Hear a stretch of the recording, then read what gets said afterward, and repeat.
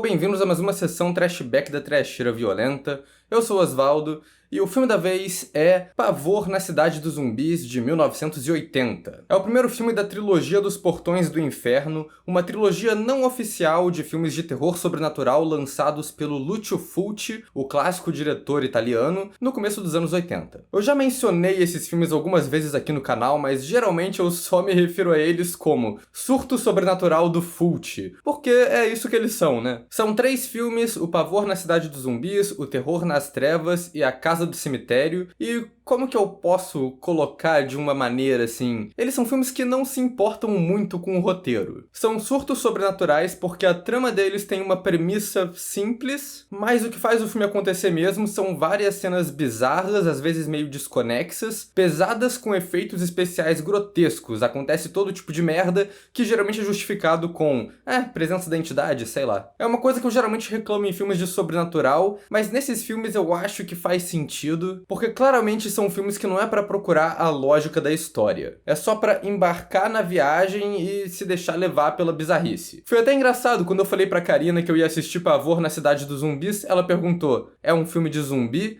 E minha resposta foi: não exatamente. Com certeza não é um filme de zumbi do tradicional filme de zumbi, mas certamente tem zumbis no filme. Talvez. Eu já tava há algum tempo querendo falar da trilogia aqui no canal, então esse ano eu vou tentar lançar aos poucos uma trashback de cada um dos 3 filmes. Começando, claro, pelo Paura nella città dei morti viventi. A história de produção desse filme começa com outro clássico do Fulci que eu tô devendo aqui no canal também, que é o Zombie 2. Zombie 2 foi a continuação não oficial de Madrugada dos Mortos que o Lucio Fulci dirigiu e que foi um sucesso de bilheteria na Itália, que fez com que ele quisesse fazer outro filme de terror, talvez na temática zumbi ali também. Ele se reuniu de novo com o roteirista do Zombie 2, que é o Dardano Sacchetti, e eles desenvolveram Pavor na Cidade dos Zumbis. Eu acho que eu já falei em algum outro vídeo sobre um filme giallo, não lembro qual exatamente, do Dardano Sacchetti. Ele escreveu o filme pro Dario Argento, pro Lucio Fulci, pro Mario Bava, pro Lamberto Bava, pro Michele Soavi, pra toda a galera que tá associada com esse estilo. Isso é muito brabo. A primeira vez que eu assisti esse filme foi uma viagem doida, uma coisa meio hipnótica até, de você entender o que tá rolando ali, mas reassistindo eu percebi que ele tem uma trama bem mais linear do que eu lembrava e nem é tão difícil de entender o que tá rolando. Eu acho que o Terror nas Trevas é bem pior nesse aspecto. Mas ainda assim foi uma viagem doida e eu me amarro nesse tipo de filme. Antes de falar mais dele, vou pedir pra vocês se inscreverem no canal se vocês não forem inscritos ainda. Comentem aí embaixo se vocês assistiram Pavor na Cidade dos Zumbis. Se vocês assistiram alguns dos filmes da trilogia dos Portões do Inferno também, o que vocês acham deles? Comentem aí embaixo. Deixem outras recomendações de filmes pra gente falar aqui no canal. E acompanhe a gente nas redes sociais, os links estão aí embaixo na descrição do vídeo. Se você gosta do nosso trabalho aqui na Trasheira, considere virar membro. Quando você é membro,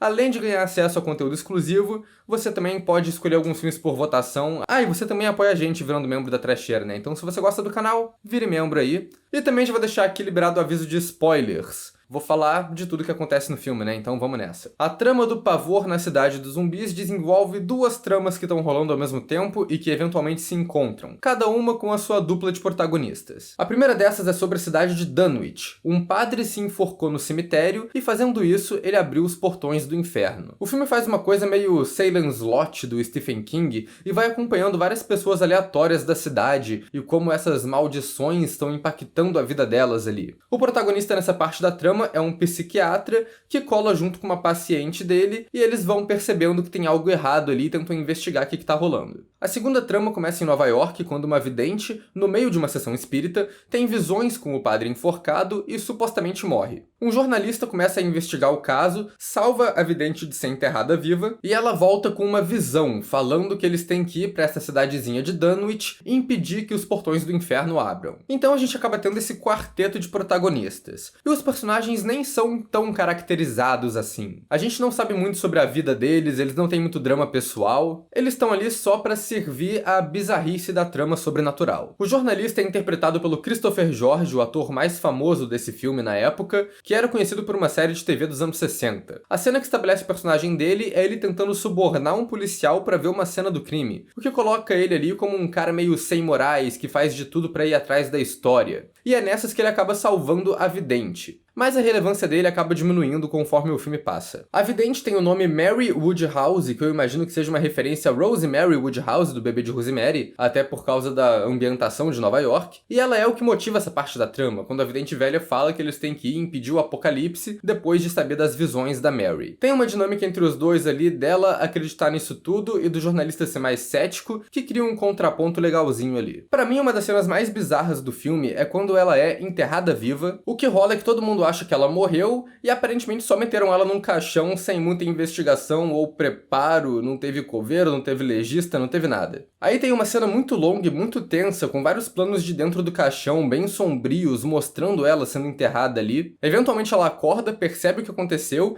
e fica muito tempo com ela gritando, com ela rasgando o forro do caixão, fudendo a mão dela. O jornalista do lado de fora se pergunta se ele ouviu alguma coisa ou não. E o Fulci constrói bem essa tensão, porque toda hora que ele chega perto, parece que ele vai salvar ela, ele para e fica lá em dúvida. Essa parte toda da cena, essa tensão, se ele vai escutar ou não, é muito bem feita. Mas depois que ele escuta, ele faz a coisa mais estúpida possível. Ele decide abrir o caixão com uma picareta, dando golpes com a picareta diretamente onde a cara da protagonista tá. Ele quase acerta a cabeça dela 3 vezes ali. Essa é a forma menos prática e mais nociva possível que ele podia ter escolhido de abrir esse caixão. Parece mais que ele tá querendo matar ela do que salvar ela ali. Na história da cidade, o psiquiatra tem um relacionamento estabelecido aí com a garota que é a primeira a morrer nessa loucura toda. Isso acaba que nem é muito relevante, só por um momento no final que ela volta zumbificada e eles trocam uns olhares de choque ali sem diálogo. Como eu disse, não é um filme pra muitos dramas pessoais não, galera. A paciente dele tem toda uma cena de terapia estabelecendo que ela tem dificuldade de confiar em homens, e isso é uma caracterização que não volta muito depois, mas os dois têm uma dinâmica parecida da outra dupla. A paciente tá mais tentada a acreditar no sobrenatural, enquanto o psiquiatra é o cara que tenta racionalizar tudo. Até em umas cenas do tipo, apareceu um corpo na cozinha da mulher que devia estar no necrotério, e do nada ele desaparece também, em espaço de minutos. E ele tá lá, alguém está trazendo e levando esse corpo de piada com a gente. Aliás, eu acho ótimo que a casa dessa mulher é super chique, tem uns quadros, umas esculturas, é um ambiente típico de um filme giallo, né? O que eu acho curioso do roteiro desse filme é que os personagens não servem um propósito muito específico no fim das contas. Eles estão lá investigando o rolê sobrenatural, mas eles podem só morrer do nada de uma cena pra outra, acontece. A paciente morre do nada, mas o mais chocante é o jornalista, que tinha pinta de protagonista, mas chegando no final do filme, um zumbi literalmente teleporta pra trás dele e arranca o cérebro do cara. Ele só serviu de motorista pra vidente e foi isso. Outros personagens recorrentes nessa trama são os cidadãos da cidade de Dunwich. Tem o clássico personagem bizarro de filme italiano, que é o Bob o Pervertido, que é como ele é conhecido na cidade. A gente nunca vê ele fazendo nada de errado no filme, só escuta as histórias da cidade sobre ele, como ele foi esquisito e pervertido no passado. E o design do lugar onde ele mora mostra bem isso, né? Meteram um monte de foto de mulher pelada na parede, a primeira cena dele é ele chegando e enchendo uma boneca inflável. Quando as coisas começam a dar ruim no filme, a galera da cidade começa a colocar a culpa nele e acha que ele é o assassino. Nisso tem os 3 homens que se encontram no bar para discutir sobre o que tá rolando e dar um pouco de diálogo expositivo ali sobre a história da cidade. Um deles é pai de uma garota que supostamente foi atacada pelo Bob, mas quando ela aparece no filme e encontra com ele, ela interage como se os dois fossem amigos. A gente sabe que o Bob tem seus problemas ali por causa do jeito que ele é apresentado, mas tudo isso faz a gente se perguntar se ele é realmente tão nocivo quanto o pessoal da cidade acha que ele é. De qualquer jeito, quando o pai dela encontra o Bob lá na garagem deles, ele mata o cara enfiando a cabeça dele numa furadeira de oficina. Essa é uma das cenas mais famosas do filme, o que faz sentido porque é uma cena bem gráfica, com efeitos muito bons, mas é engraçado porque é uma cena de violência completamente aleatória que não tem nada a ver com o sobrenatural. Ela tem a ver só nessa temática de, é uma consequência do sobrenatural que essa cidade está sofrendo, mas não tem nada de sobrenatural acontecendo na cena. E tem uma construção de tensão boa aqui também, com muito plano mostrando a Broca se aproximando, que é no ponto de vista, então a Broca tá chegando cada vez mais perto da câmera, é muito bem construído. Esse pessoal do bar continua aparecendo até quase o fim do filme. Eles nunca encontram os protagonistas, mas eles têm um encontro com os zumbis, que entram no bar e matam geral. E é difícil de reconhecer por causa da maquiagem, mas um dos zumbis mais proeminentes na cena é justamente o Bob. É doido como essa subtrama é construída, porque aconteceram uns assassinatos sobrenaturais que o cara mata um inocente por achar que foi ele que fez. E isso só possibilita que o inocente em questão volte como um assassino sobrenatural, é justiça poética. E o legal é que, se parar pra pensar no filme do Paperino, né, o outro filme do Fulci que eu falei aqui no canal já, isso é uma temática recorrente de como o povo da cidade pequena se vira contra aqueles que não pertencem. E nada disso interfere ou conecta muito diretamente com a trama principal que os protagonistas estão fazendo. Mas a essa altura já deu pra perceber que o roteiro desse filme é uma doideira. Ele não se preocupa muito com estrutura de filme convencional, então ele vai incluindo vários elementos na trama no começo do filme que não servem pra nada. O começo de Nova York é o mais bizarro. Depois que a vidente tem a morte falsa dela, parece um detetive cético bolado. Ele tem uma discussão com a vidente velha sobre como ele não acredita no sobrenatural, até uma bola de fogo materializar na frente deles sem motivo aparente. E aí ele fala que só vai revirar aquele prédio até descobrir o que tem de errado ali. E ele nunca mais aparece no filme. A vidente velha, então, passa a missão pros personagens. Fala que tá tudo escrito nesse tal livro de Enoque. Umas profecias de 4.000 anos atrás que disseram que tudo isso ia acontecer. E aí sabe o que acontece com a velha e com o livro? Eles também nunca mais aparecem no filme. Além de todas essas caracterizações e momentos bizarros que eu falei que só aparecem no roteiro, né? Mas como eu disse, o roteiro não importa muito aqui, o que importa é a atmosfera, e isso o Lucio Fulci faz muito bem. Essa vila de Dunwich eu presumo que seja a cidade dos zumbis, a cidade dos mortos-vivos do título do filme, e a história por trás desse nome é engraçada, porque o Fulci queria fazer um terror sobrenatural incompreensível no estilo do Lovecraft, mas o Dardano Sacchetti escreveu o roteiro com temática de bruxaria, se passando na cidade histórica de Salem, nos Estados Unidos. E aí, aparentemente, eles só falaram, por que não juntar os dois? Mudaram o nome da vila de Salem para Dunwich, inspirado no horror de Dunwich, o conto do Lovecraft, só que mantendo a história de que a vila era Salem no passado, onde aconteceram os casos de bruxaria. O que é curioso porque Salem não deixou de existir, é uma cidade que tá lá até hoje nos Estados Unidos, né? Mas enfim. O pior é que isso funciona para gerar uma aura de mistério nessa cidade. Metade do filme, o jornalista e a vidente estão perdidos na estrada sem saber como chegar nesse lugar, porque a cidade não tá em nenhum mapa, ninguém sabe onde ela é. Faz sentido para uma cidade que é considerada amaldiçoada e que já trocou até de nome. E dá pra ver também a influência do Lovecraft em alguns aspectos desse filme. Tem uma cena que a mulher encara o espírito do padre enforcado e morre só de olhar pra criatura, o que é uma coisa bem recorrente em contos do Lovecraft, que acontece no horror de Dunwich, inclusive. A mente humana não consegue encarar o sobrenatural, o terror do que ela tá vendo, e ela imediatamente desliga e a pessoa morre. Ah não, pera, desculpa, eu disse que ela morre? O que eu quis dizer foi que ela chora sangue e depois vomita as próprias entranhas, e aí vira um zumbi e mata o namorado. Essa é a cena mais famosa desse filme e essa cena é bizarra. Tem efeitos muito bons, o sangue saindo do olho eu acho irado, e a cena do vômito de intestino é muito grotesca. Foi feita com uma junção de dois planos ali. No primeiro, a atriz realmente colocou umas tripas de animal na boca e cuspiu pra fora, e no segundo, que é mais pesado, é um plano detalhe de uma boca falsa expelindo uma porrada de tripa diferente ali. A boca falsa é bem perceptível, mas funciona na cena como um todo. Eu acho icônica, acho nojenta e acho muito bem feita. Muito única também, né? Nunca vi isso em outro filme. E aliás, o namorado dessa moça é interpretado pelo Michele Soavi, outro diretor de terror bizarro italiano que eu ainda não falei nada aqui no canal. Mas falando na atmosfera ainda, esse é o tipo de filme que tem muito elemento audiovisual ali que contribui para criar essa cidade esquisita. Tem toda a ambientação feita pela fotografia e pela arte, muitos planos sombrios da cidade, eles colocam uma névoa macabra onipresente ali para marcar o sobrenatural de Dunwich. E tem muita imagem que usa bem do macabro. O filme abre com esses planos da câmera vagando por cemitérios, tem a imagem dos caixões todos abertos, como se os mortos tivessem fugido. O final do filme se passa todo numa tumba enorme, umas cavernas cheias de corpo pendurado,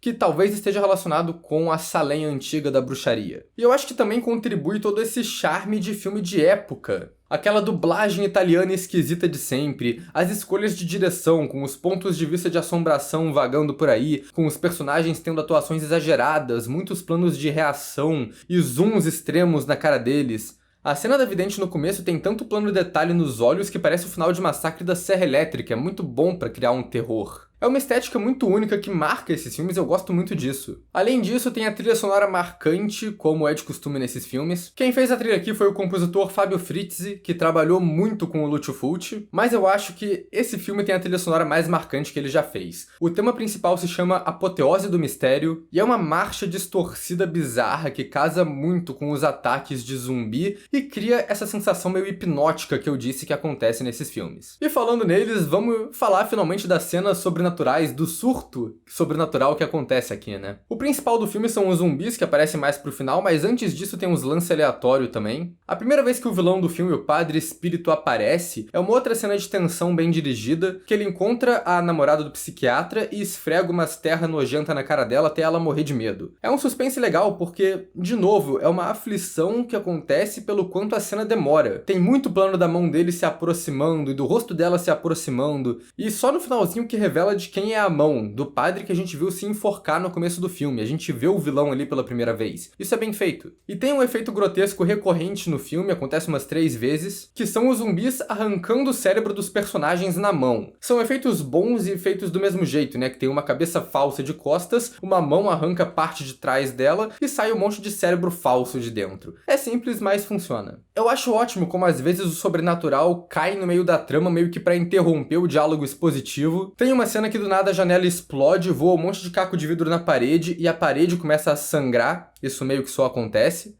Mas a mais foda é a cena que finalmente os 4 protagonistas se encontram. Eles contam tudo que sabem do que tá rolando um pro outro, estão numa sala discutindo o que eles vão fazer, quando do nada, no meio da conversa, a janela abre e chove 10 kg de verme em cima deles. Literalmente isso, a produção comprou 10 quilos de verme vivo e fez chover nos atores mesmo, com os vermes na cara deles grudado.